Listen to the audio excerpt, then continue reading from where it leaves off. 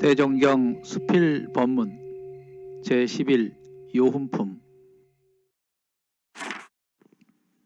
1-136 요훈품 16장 제 마음도 자유로 못하면서 다른 사람의 마음을 자유로 하고자 하나니 한번 생각해 볼 일이다.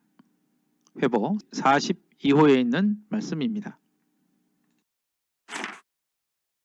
1-137 요훈품 18장 종사왈 선기 사이 후기 식자 군자야요 후기 사이 선기 식자 소인이 아니라 종사왈 일을 먼저 하고 먹기를 뒤에 하는 자는 군자요 일을 뒤에 하고 먹기를 먼저 하는 자는 소인이다. 우당 수기에 있는 말씀입니다. 1-138 요훈품 19장 어리석은 사람은 복 받기는 좋아하나 복 지키는 싫어하고 죄 받기는 싫어하나 죄 짓기를 좋아하나니 이것이 도시 죄복의 근원을 알지 못하며 안다 할지라도 실행이 없는 연곤이라. 회보 19호에 있는 말씀입니다. 1-139 요훈품 23장 제가 스스로 높은 채 하는 자는 반드시 낮아지고 제가 스스로 남을 가르치고자 하는 자는 반드시 남에게 배우게 되고 항상 남을 이기고자 하는 자는 반드시 남에게 지게 되나니라. 회보 31호에 있는 말씀입니다.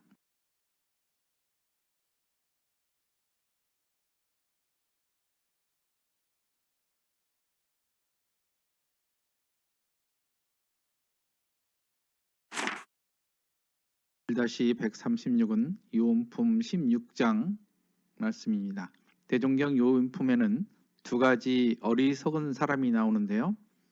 첫째는 이와 같이 제 마음도 자유로 못하면서 다른 사람의 마음을 자유로 하고자 하는 사람. 둘은 제 일 하나도 제대로 처리하지 못하면서 남의 일까지 간섭하다가 시비 가운데 들여서 고통받는 사람. 이렇게 나옵니다. 솔성요론 15장에 보면 다른 사람의 원 없는 데에는 무슨 일이든지 권하지 말고 자기 할 일만 할 것이요. 즉 남에게 간섭을 하지 말라는 뜻입니다. 이것을 무간사에 동하지 말라는 경계의 뜻으로도 쓰입니다.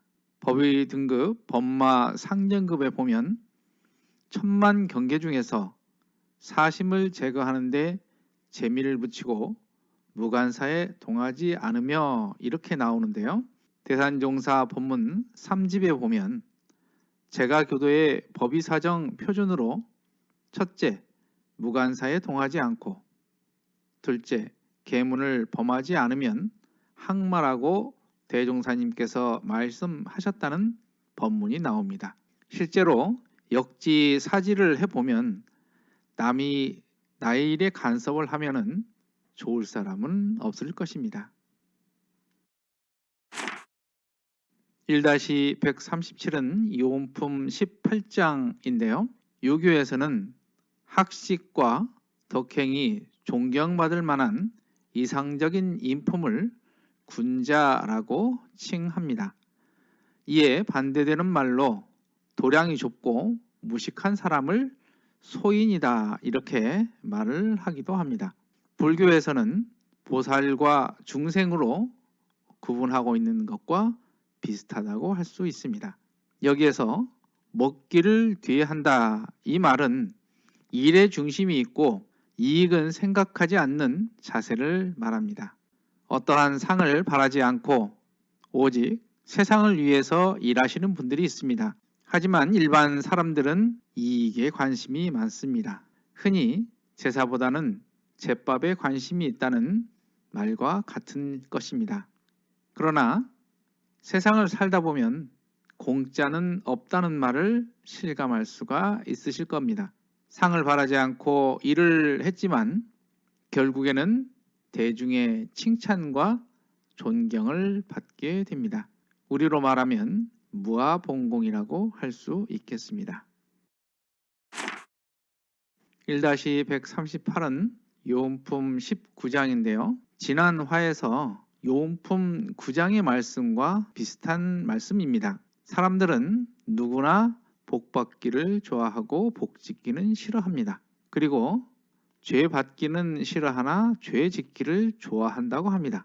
이 복이라는 것은 내가 지어서 받는 것입니다. 그렇기 때문에 하늘에서 뚝 떨어지는 복이라는 것은 없습니다. 복 짓기는 싫어하고 죄 짓기를 좋아하는 이유에 대해서 첫째, 죄복의 근원을 알지 못합니다. 그리고 두 번째는 안다 할지라도 실행이 없는 연고다, 이렇게 밝혀주셨는데요.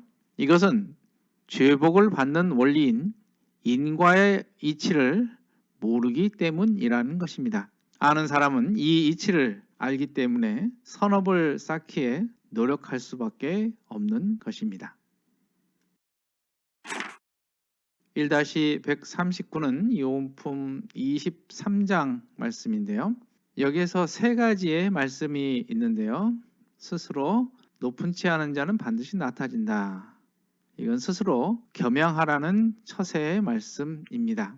명예를 억지로 구하는 이야기는 인도품 53장에 보면 부자가 흉년에 빈민구제를 하고서는 스스로 큰 송덕비를 세우면서 도리어 비난을 받게 되는 예화가 있습니다. 또 인과품 20장 말씀에서는요, 헛된 명예는 아무리 드러내려고 힘을 쓰나 마침내 떨어지는 것은 사실이니 헛된 명예는 마침내 자신을 해롭게 하는 화근인 줄을 모르는 연고다, 이런 말씀이 있으십니다.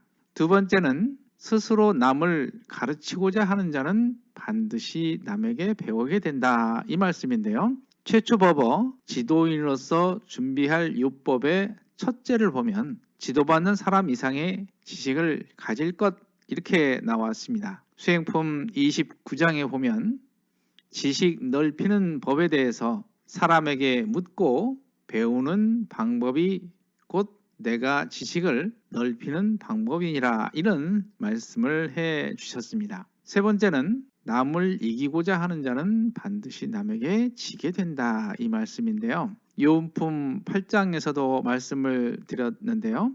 용맹 있는 사람이 강적 만나기 쉽다는 말씀처럼 세상에 영원한 강자는 없는 것입니다. 이상으로 대종경 수필 본문 봉독회를 마칩니다. 마음공부 잘하여서 새 세상의 주인 됩시다. 감사합니다.